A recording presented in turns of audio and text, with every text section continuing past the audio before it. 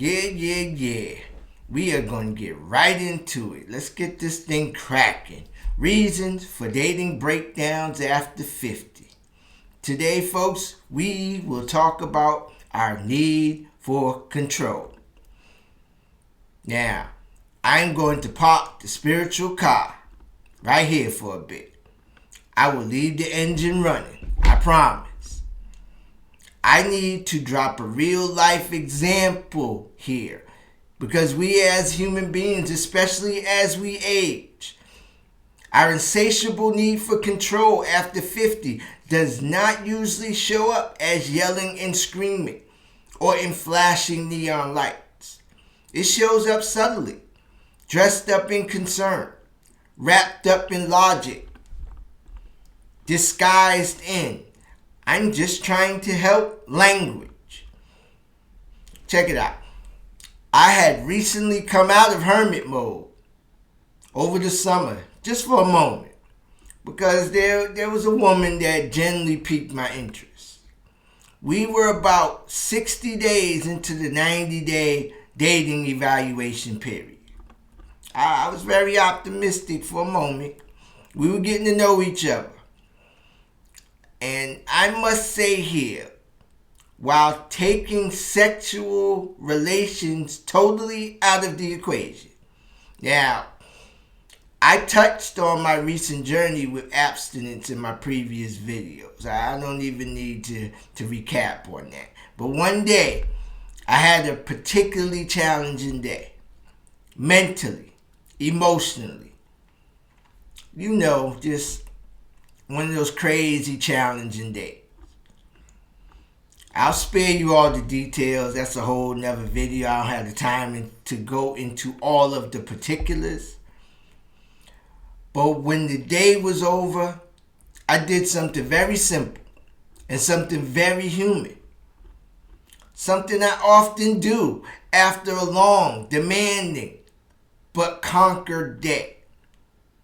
On the way home, I stopped and I got some comfort food. I went to McDonald's. I went to Mickey D's. I ordered a double quarter pounder meal, which consisted of a double quarter pounder, supersize it, some large fries, a large soda, and a supersized large Sprite. I came home. I prepared my little table in front of the TV. I sat down. I put on Netflix. I ate. And I tore that damn meal up. And I was like, and went to lay down. And then the sister calls me. And, she said, how was your day? I was like, look, I had a real challenging, arduous day. And she's like, oh, you poor thing.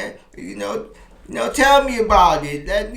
I'm coming right over, And I'm like, yeah, I was hesitant, and we weren't at this age, stage for spontaneous drop-bys, with my opinion.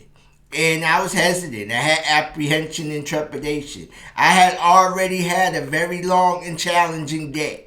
And I really wasn't up for company. I really just wanted to shut down and decompress. But I can feel an energy from her over the phone. That kind of energy that people assume you must be hiding something if you do not want company that day. That you don't want me to come over because someone else must be there type of energy. That was just another of the few caution flags that I discovered over the course of the 60 days. Now, I don't categorize everything that's negative that I see in a person as a red flag in the 90-day dating evaluation period. Some dynamics, some behaviors, I'll just put a caution flag on it until further notice. What is a caution flag? Glad you asked. A caution flag simply means that I proceed with caution. This means that that this is a behavior or a dynamic that I must further investigate, basically. I may even need to ask the person some probing questions before making an assessment that the behavior or dynamic is a red flag. But in any case, I must keep a watchful eye on the behavior or the dynamic. But since there was an earlier issue that needed to be addressed, we had some conflict we needed to deal with anyway. It was a perfect opportunity to deal with the conflict. So I told her that she could come over. So when she arrived, I sat her down on the couch and I explained to her calmly, based on a couple of prior incidents, that she was being too controlling. I saw that she was in her head a great deal and way ahead of herself regarding the connection. And I get it. Sometimes we get there. I get it. But I asked her to kind of just stand down a bit. Take it down a notch. Relax. It's not an all or nothing endeavor. We just feeling each other out. We just in the dating process. We just getting to know each other. Simply fall back and enjoy the connection. Enjoy dating. Just going out, hanging out, chilling. Just enjoy a man treating her with love, honor, dignity, and respect. And most importantly, to trust me until I gave her a reason not to trust me. I let her know in many ways. I prefaced our connection that I will not spend a great deal of time trying to prove to her that I am not them. I will not be doing that with anybody. You know, those past dudes that she was in the relationship, and you got to spend all this time going through all these gymnastics trying to prove to them that you are not them. I will not be doing that anymore with anybody in this season. Whew. While I was speaking, while I was trying to sit on the couch and convey a message, my phone chimed a few times. My notifications was going off on my phone. She asked me repeatedly, "Who is that?" You know, real passionately too. "Who is that? Who is that?" And I'm like, yo, back up. I told her, I don't know. And it doesn't matter here. I'm here with you. We're here together. You have my undivided attention. I'm here talking to you. We're trying to have a conversation right now. And I did not reach for my phone at all. And I need to say here, it did not matter who was calling or who was texting me or what app was sending me notifications at the time, because we were not at any level of relationship where I owe anyone any explanations for the phone that I pay that high bill for every month. Man, listen. Oh, I'm still a little triggered. Every time I bring this thing up, it kicks up a little residue. Now this for me was a blaring red flag. It was another observation of control. To her credit, when I sat her down on the couch and conveyed my concerns, she did hear me out. Now, I will always acknowledge when folks are at least putting forth an effort. That lets me know. It let me know at that time concerning her that she was aware of her behavior. She saw herself coming, and that it had been brought to her attention before that she needed to practice active listening skills. I could discern all of that going on. I saw that she was being very intentional on at least trying to hear me out. In fact, her eyes were watering. I saw it. She was struggling, and she was clenching her jaw as I was speaking. It's deep trying to manage our fears, doubts, insecurities, and inadequacies, and try to regulate our nervous system. I get it.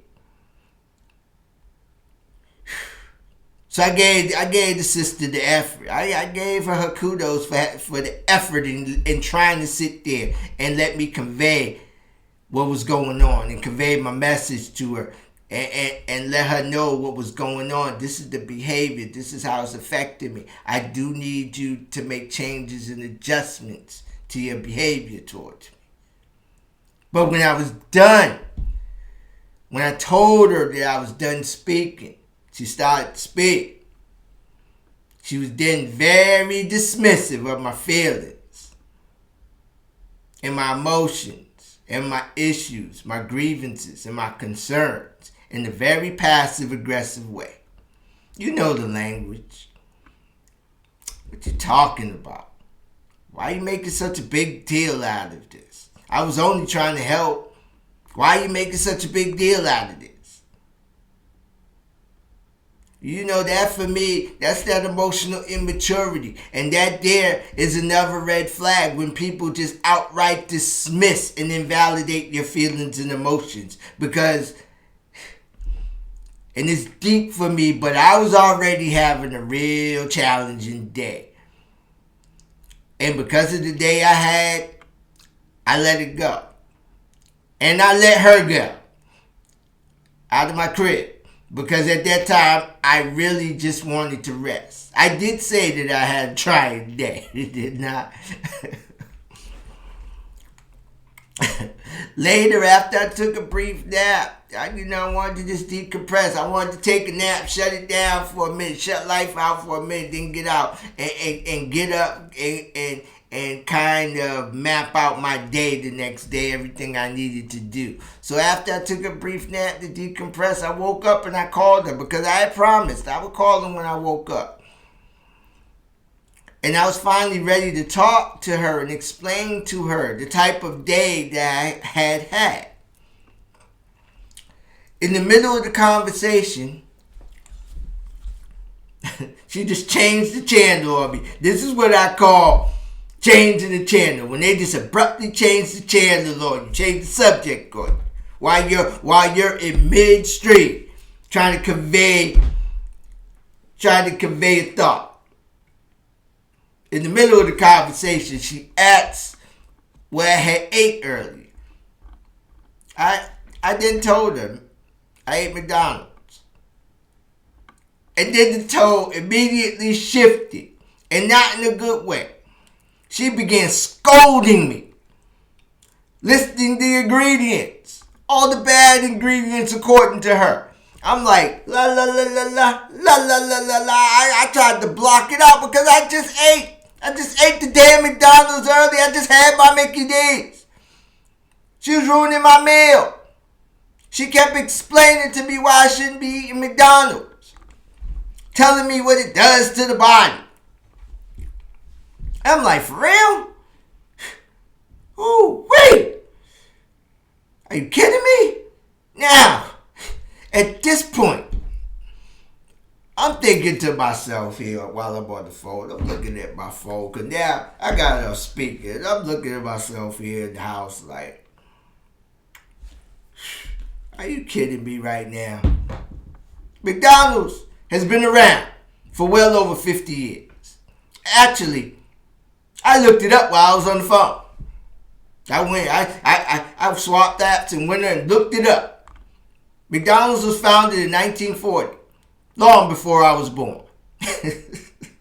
Now, at 55 years old, me, 55, the double nickel, does she really believe that I do not understand that McDonald's is not the most healthiest food that you could be eating? That's the entire point of comfort food. You are eating to feel better in the moment, not for physical fitness.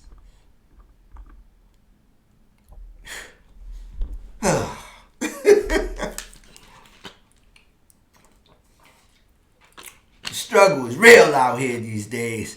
Dating after 50.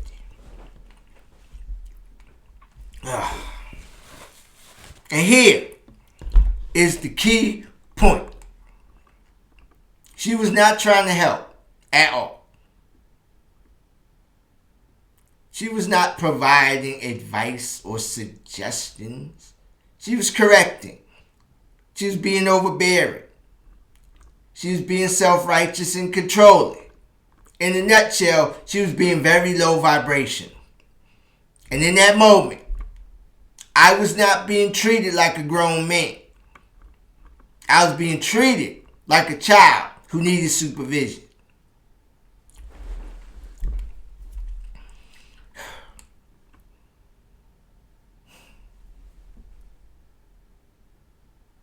You know, some of this residue cuts real deep for me. And excuse me, I'm getting a little emotional here for say, because this is how you gotta regulate yourself regarding the past residue of past relationships, man. And some of this stuff cuts real deep. Some of it goes back to childhood and family dynamics, and it's real deep. And sometimes we gotta be just real careful and real intuitive and discerning regarding how we're treating people. I calmly attempted to de-escalate myself. I took a deep breath because I had to, it cut some wounds that went back real from childhood. And I was like, woosah, woosah. I then calmly explained to her, I am an adult. I do not need to defend my food choices to you or to anyone else. I need to note right here, which trips me out about some people, man, especially, a lot of us that, we're aging, but we're just simply not growing and evolving. And we're not celebrating each other for our accomplishments, our gifts, our talents, our abilities. We're not giving each other our affirmation, validation, and appreciation just on the strength of the good things that we're doing in each other's lives every day. For it just on an individual level. She did not. But we'll point out all the bad stuff. Or what we perceive is the bad stuff. But we won't celebrate all the good things people are doing in each other's lives. She did not at any point over the course of our connection give me any affirmation, validation, or appreciation for everything that I do around my physical fitness and taking care of my health and healthy eating. Healthy eating is a lifestyle for me. And everything that I went through around dealing with significant health issues last year, addressing them and conquering them in 2025, which I provided extensive intel to her over the course of those 60 days. And by the way, I know the camera adds a few pounds, but do I appear obese to you on this camera? Sorry, my bad. Sorry. I digress. I had now officially lost my patience. I explained to her that at that time we were talking on that phone. The reason why I called her back, because I didn't even have to call her back that evening. But I did call her back because I was hoping I could get her emotional support, not her correction. And yes, I was fixing my feelings with feelings, as we tend to say in the recovery arena, with some damn comfort food, with some damn Mickey D's. And oh boy, oh my gosh, here we go. On that same phone call, she started attacking the language I was using. Gee, why do you all use that term, fixing feelings with feelings? I don't like that term. You all shouldn't be using that term. What? Yes, I was fixing my feelings. With feelings, I said. With some comfort food. That's what I said to her. This is what people do sometimes. Whether you like the term or not, sister. And we have already had this conversation. And it gets real deep. And I had to tell her that, please, do not try to tell me what to say and what not to say. I am a grown man. I am almost 55 years old. Then she moved into this other form of control. People who try to control your belief systems. Now here we go with this damn religiosity. I have seen this movie before on many occasions. I grew up in church, been around church culture all my life. I've seen this movie many a times. She believed strongly in the ideology of speaking things into existence and repeatedly told me that I should not say certain things because in her view, I was speaking bad things into existence. I knew immediately that this was tied to her religious framework. Again, I've seen the movie before. This is not the first rodeo I've had with people regarding this ideology. Let me be clear. I respect faith. I grew up in church. Literally grew up in church. I still attend church. I respect recovery ideologies. I respect spiritual ideologies. But respect does not mean adoption or subscription to every school of thought regarding that practice or ideology. I told her, again, calmly and clearly, again, because this is not the first time we had the conversation. But now, I felt the need to expound that. Now I gotta go a little deeper and go places I shouldn't have to go with you. I told her that I had studied that ideology. I had examined speaking things into existence, manifestation language, self-fulfilling prophecy. I had explained to her again that this is something I personally do not subscribe to. This was not the first time I had this conversation with her regarding this ideology. I got that old marketing strategy of Nike. Just do it. If you're going to do something or you're not going to do something. I had it with her a few times and clearly stated, nicely and diplomatically, I don't subscribe to that ideology. That should have been the end of the conversation the first time we had the conversation. But it was not. She continued to spin the block on me with this ideology. She continued to try and correct my language like I was some child. She continued to insist that I adopt this religious ideology.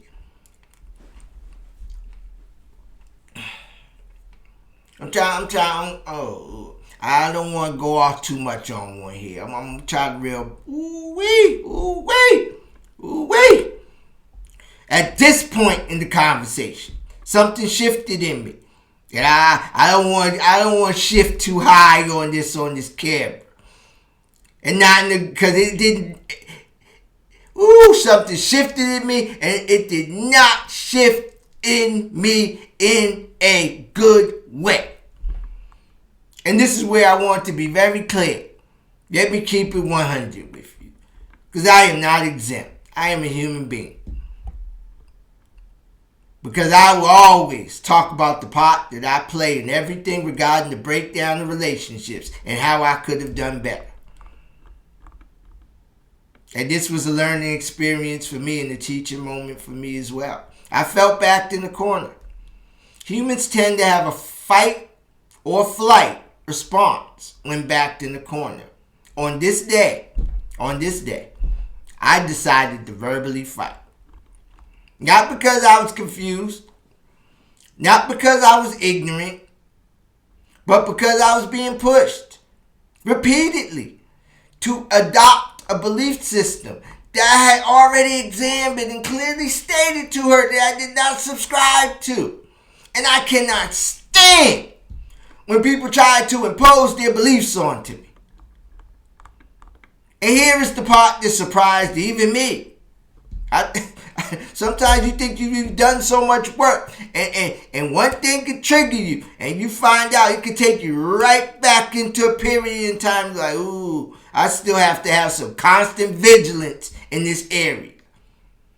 Her behavior triggered me to defend my position in a way that I normally wouldn't have, at least not at this stage of my life. I do not enjoy debating beliefs. I do not like having to justify my values, and I especially do not like feeling forced to prove that my perspective is valid or credible.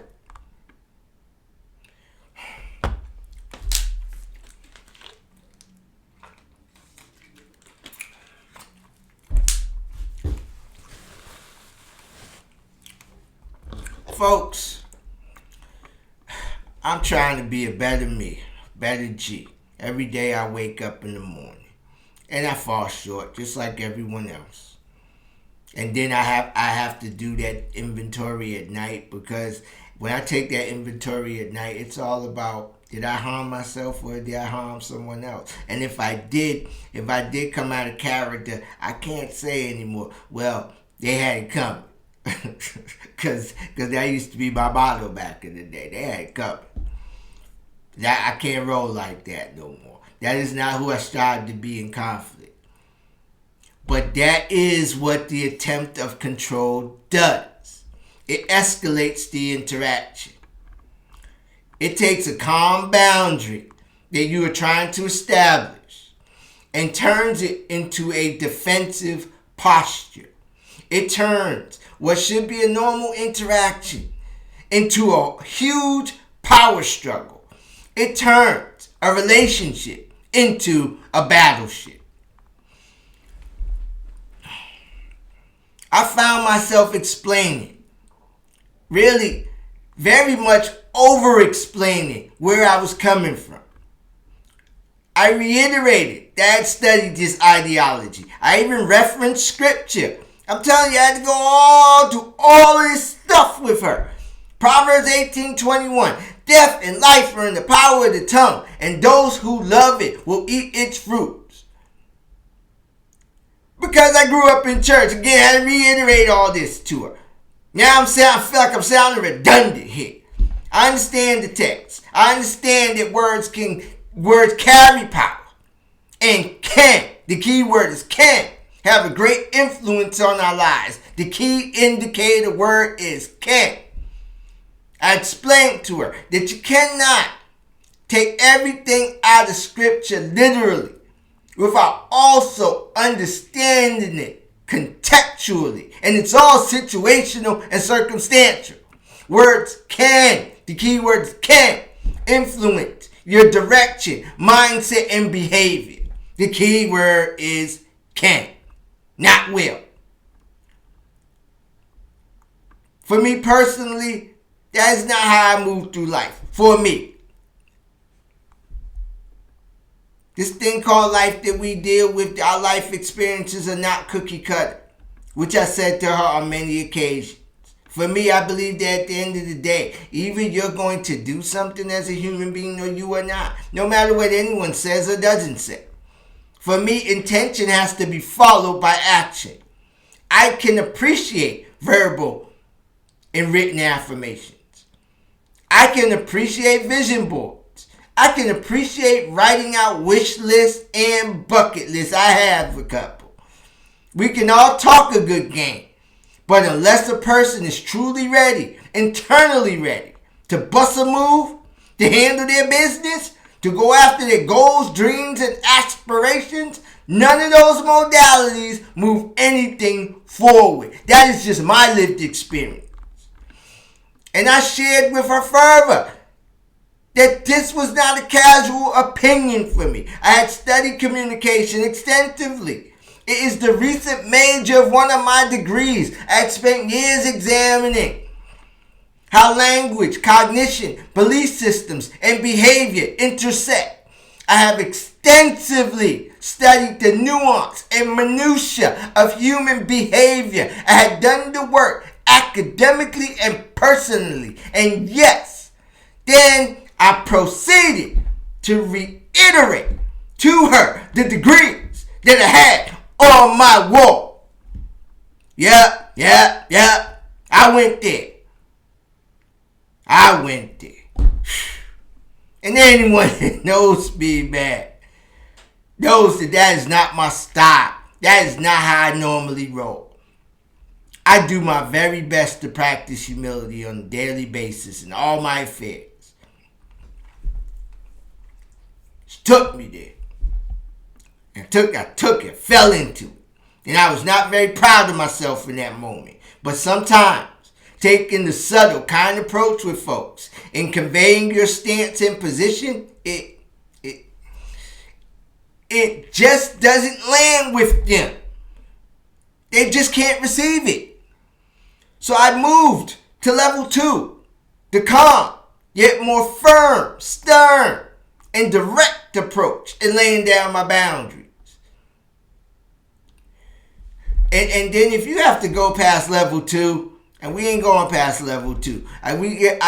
Normally I would go to the escalation after level 2, but at this age and stage, after 50, after the third quarter, because the next stage, now you're going back and forth and you're yelling at each other and all that stuff. It shouldn't even have to go there.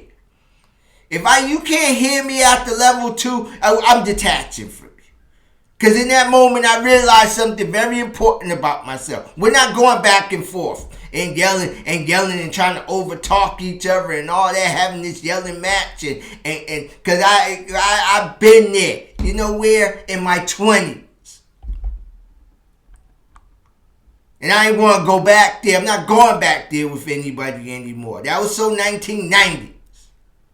I was no longer communicating from clarity. I was reacting to her from her pressure. I was now trying to win a debate with her instead of merely protecting my autonomy. She invited me in the ring with her. And guess what, folks? I took the bait and I got in the ring with her for a second. Dang! Caught myself too. And that is when I caught myself and began to truly de-escalate. I had to, let me step back for a minute. Woosah. Because I don't want relationships where I feel compelled to constantly be defending my beliefs, values, customs, traditions, and ideologies. Constantly be justifying my intuition and discernment. Or have to constantly be reiterating and reinforcing my boundaries with people. Why does all of this matter in the dating scene after 50? I'm so glad you asked. I'm sharing this story because it really matters. I prefaced at the beginning of the connection with this woman that I had this experience with other women over the last 5 years. Since I came back out in the dating scene, where they have come into my energy, trying to exert control over me for various reasons. I told her from the door, from the gate, that this will not be tolerated. I further stated what I did not need from her. I did not need a 12-step sponsor or recovery counselor. I did not need a minister. I did not need a therapist. I did not need a doctor. I did not need a mom. I did not need an interior decorator. I did not need a nutritionist especially. Most of all, I did not need a higher power. I told her I have all of that covered. I have a team of experts in their respective fields, including a friend and mentorship support system, which make up my holistic team for my daily life maintenance, physically, mentally, emotionally, and spiritually. If I need her help for anything, I have the humility to holler back, holler out, and ask for help from her. Which brings me to another pet peeve. That is the people who always give unsolicited advice. Can't stand those people either. You probably got one or two of those in your orbit. Unsolicited advice is the advice that you did not ask for. Though well-intentioned, those people can be annoying also. And when you constantly have to have an exhausting exercise of resistance and pushback, telling them to just stay in their lane unless called upon, they didn't get an attitude. Then they start using that same language. Why you got an attitude? I was only trying to help. That type of language. When someone consistently disregards your boundaries, they can push you into a version of yourself that you don't even recognize anymore. You start constantly having to be in defense mode instead of being able to enjoy the connection. You begin to constantly walk on eggshells. You start reacting negatively rather than responding appropriately in the relationship. And if a relationship can pull you out of character this early in the relationship, I told you, we were only 60 days into the connection. It will only intensify later. I learned from experience that it will only escalate as the relationship progresses. I have earned my gray hairs. That was my wake-up call. I saw all of the familiar toxic patterns as the phone exchange escalated. She started to overtalk me. She began dismissing my feelings, and I didn't need to let things escalate any further. I learned from experience that at this point, the conversation was an exercise in futility. Again, I had seen this movie before. I explained to her that if she is not trying to hear me, you ain't trying to hear me, sister, I'm going to have to terminate this call. Then click, she hung her right in my face. Like, whoa, okay. Alright. Folks, when someone hangs the phone up on me at this stage of life, the connection is over. It is done. I waved the white flag.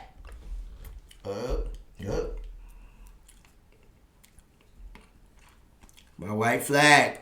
I surrendered to win. Wave the white flag of surrender.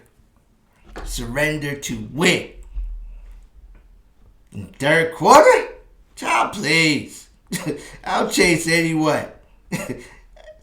Especially ain't chasing no one in the third quarter. Got hanky shaky days. I ain't trying to chase nobody. I closed the cycle out where? In writing. Via text.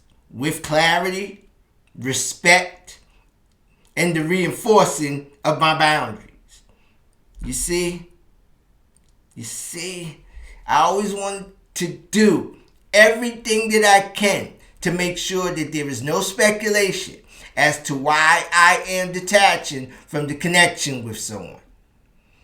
And leaving things up to the speculation of others will always cause controversy, because the emotionally immature and even the narcissist will always run to everyone you're connected to in an effort to control the narrative.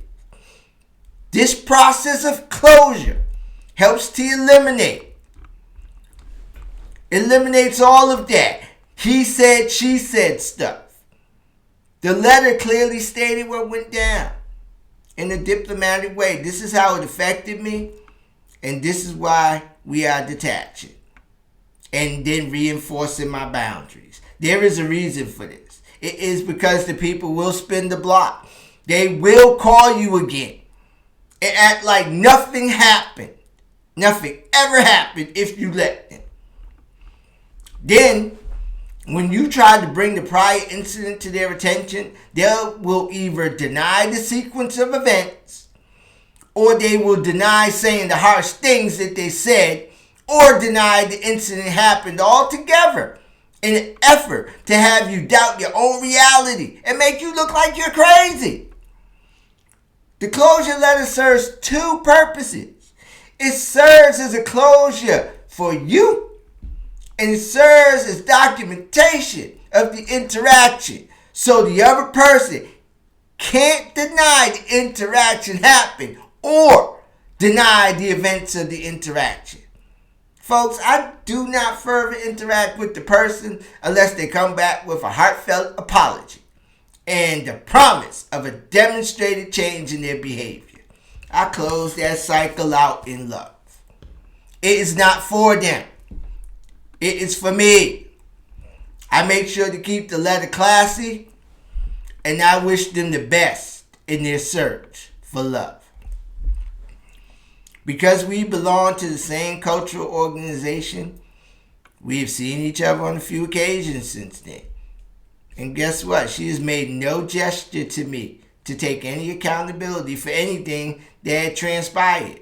And guess what? Her accountability is not required. I still greet her, say hello, what's up? And then go on my merry way. Because once I sent that text to her, that was closure for me. That was all the closure that I needed. So back I went, folks. And I've been back ever since. I returned to hermit mode. I'm in hermit mode chilling.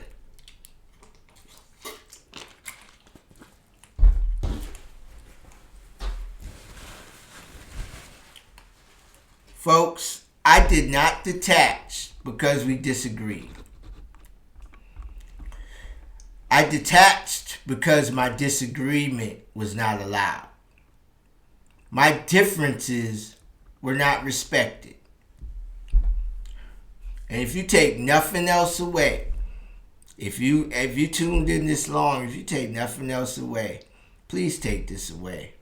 If you do not have a relationship in which you can agree to disagree, whether it's with family, friends, or a romantic partner, you do not have a healthy relationship. My boundaries were clearly not honored, and the interaction kept escalating instead of resolving. And at this stage of my life, I pay close attention to that. All three eyes are open, wide open. My third eye is wide open these days because my peace is the most important thing in my life today. Are they bringing peace or taking peace? When someone repeatedly ignores your stated boundaries, insists their worldview is the correct one, or they cannot tolerate someone else's differences without correction, that is the epitome of trying to fix, manage, and control someone else. The issue was not my food choices. The issue was not religion. The issue was not recovery. The issue was her inability to accept any worldview other than her own. Ooh, wait! Healthy boundaries looks like this. This is what works for me. This is how I'm rolling. When people try to control you, they say, this is what you should do, or this is what you must do, or this is what you need to do. And try to shove everything, every ideology, every belief, value, custom, and tradition down your throat. And it's egregious. Dating becomes extremely challenging because too many people are trying to feel safe by trying to control the environment instead of just regulating and policing themselves in the environment. So, after all what happened, the connection organically ended. It's a beautiful thing. Why is that? I'm so glad you asked. It did not end because of food or an ideological mindset. If you think by now, this story is about McDonald's or religious doctrine, you have missed the entire root point of the story. I ended the connection because my feelings were not considered. My autonomy was not respected, and my boundaries were completely dismissed. If someone cannot respect the small, harmless personal choice of yours, they will not respect your biggest choices later. Trust me, control always escalates. Control does not soften over a period of time. Lastly, our relationships break down during the dating stage because we are not being intentional about treating each other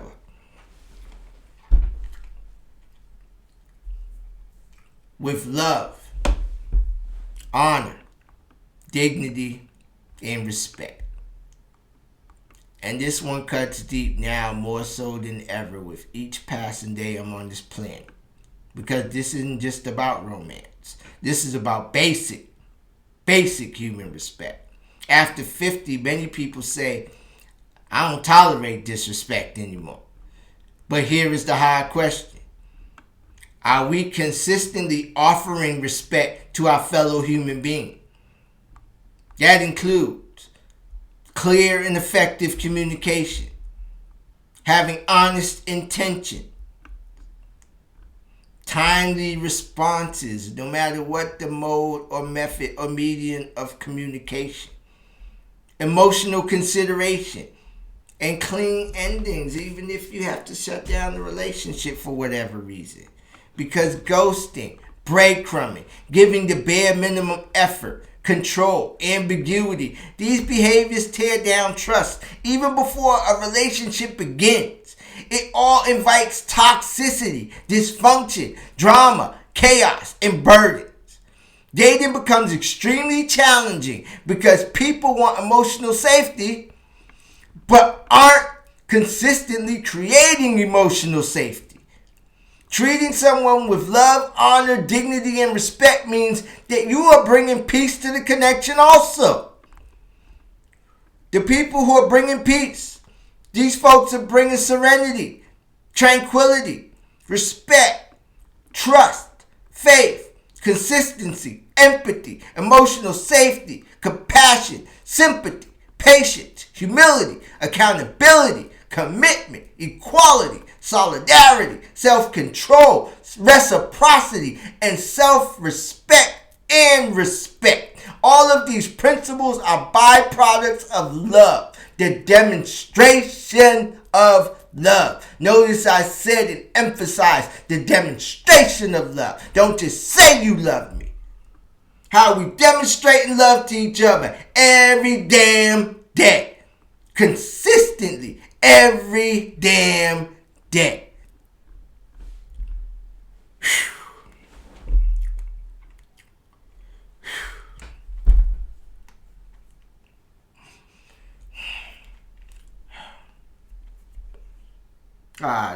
This video cut me today. Excuse me. I'm a little emotional. Excuse me. Excuse me. It's all right. It's all right today.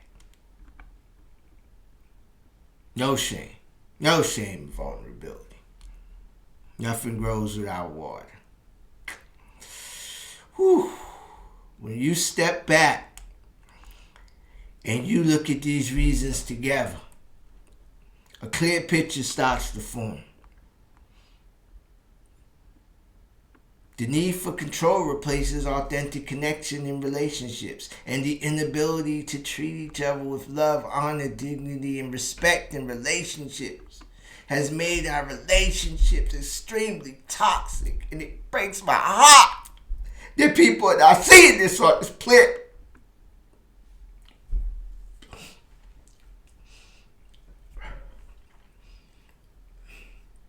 After 50, dating is no longer just about chemistry or attraction. All it is about emotional maturity. It is about self-regulation. It is about intuition and discernment. And having all of this comes with the territory of bringing the chemistry together. Folks, please, make sure you are coming to the connection holistically whole. And please, let's stop coming to the connections, trying to fix, manage, control, change, and dominate each other.